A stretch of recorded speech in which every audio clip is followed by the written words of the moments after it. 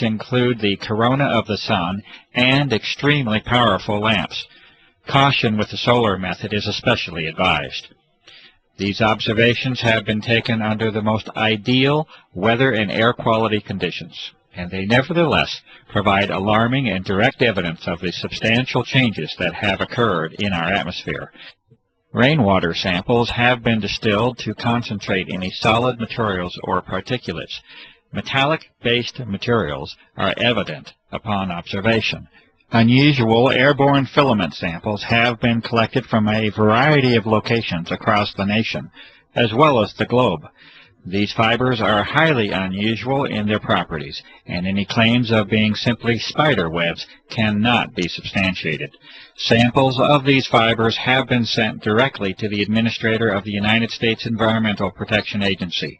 Subsequent observation of these fibers under the microscope produces disturbing results, including the occurrence of unusual biological components.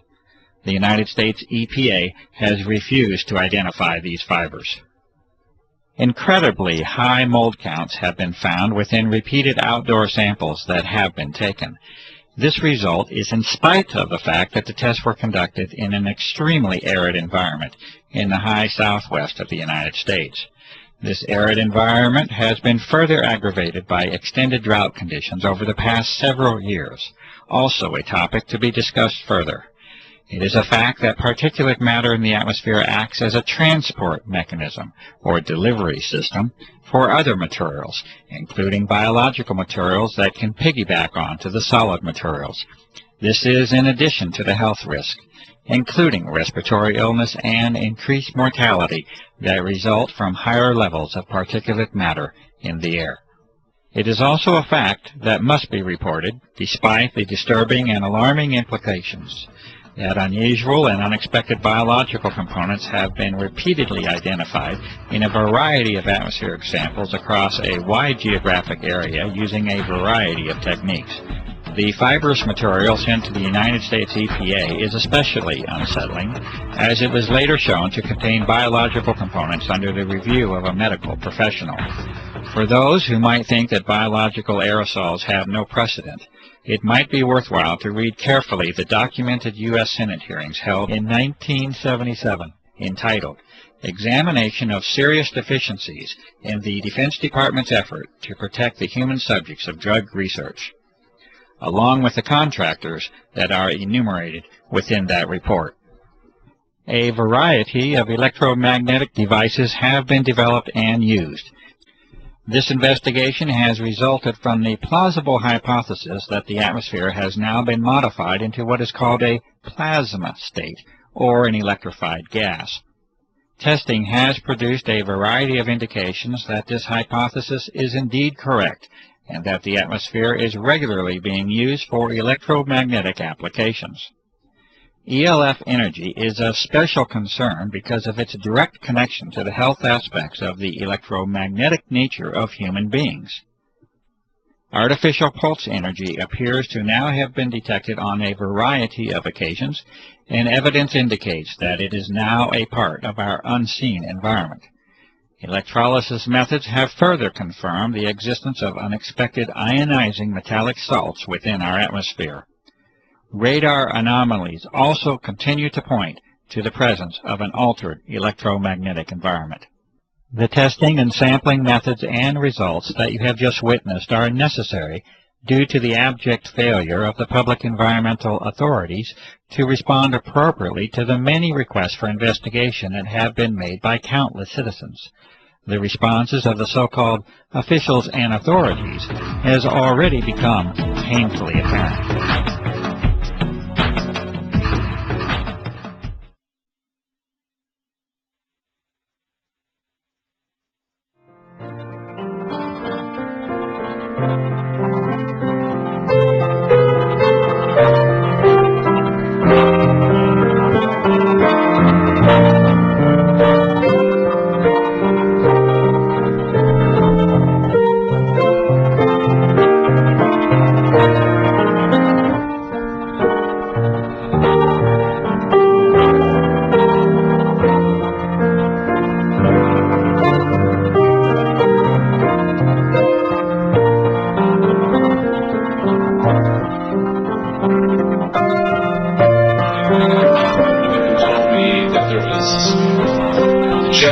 stuff in the air. I went outside, I looked out, it was in the morning, and lo and behold, there was, what I thought were contrails, numerous jets spraying, probably 4 or 5 jets. The contrails were not dissipating, they continued in the air, and I watched. Actually, I was horrified, because I'd never seen anything like this before, as it continued all day long. And the result was, within a couple hours, the entire sky was totally blotted out with this messy white haze.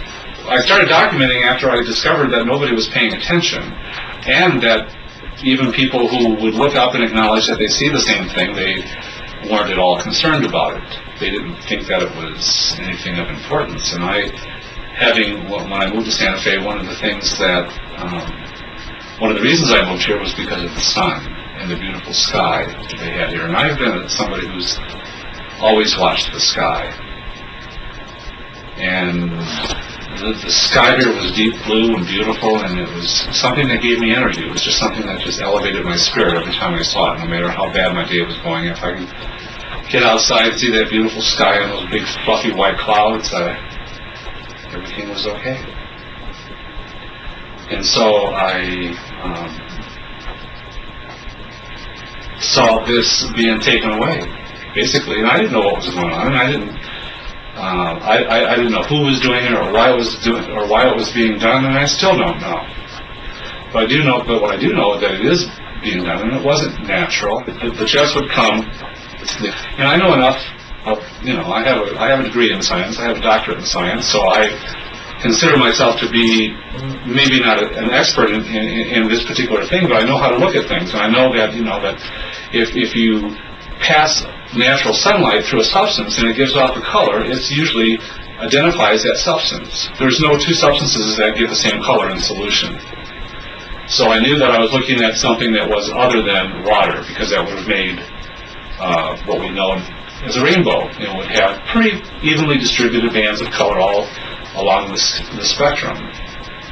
Well, because I was trying to convince people that it was actually happening and it wasn't normal, I began to try to see things that I could point out to the sky while I was with them to say, well, look at this. How do you explain this? And I learned a little bit about meteorology and the atmospheric conditions necessary for even a contrail to form and persist, much less ones that just dissipate, and found that there were no laws of physics that supported this activity, or the explanation of this activity, as a normal water vapor or frozen vapor trail.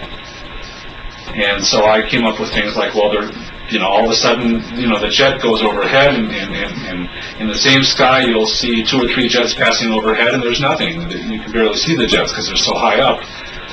And other jets come into an area, and all of a sudden the white trail starts all of a sudden coming out of the jet, and then it stops, and then it starts again. And I've seen a number of occasions where they just did dashes across the sky.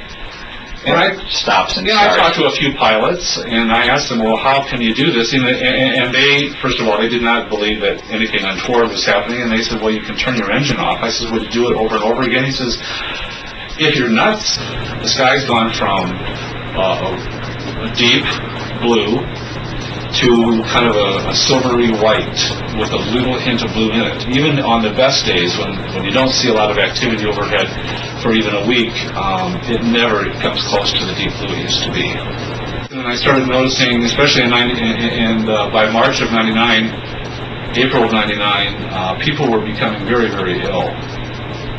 At the time I was working in a healthcare facility, and I was seeing a lot of upper respiratory disease happen, and over the years I've watched more and more people come down with asthma, and you can hear it. You go to the supermarket and you find children that are 2 and 3 years old, and you can hear them wheezing. You can hear rails in their chest. I mean, this is very unusual. I still really do not know why this is happening. I mean, I've gone the spectrum. I've gone the spectrum from thinking, oh my God, they're trying to kill all of us, to maybe they are trying to, protect us from cosmic radiation that may damage the planet, ultraviolet or X-ray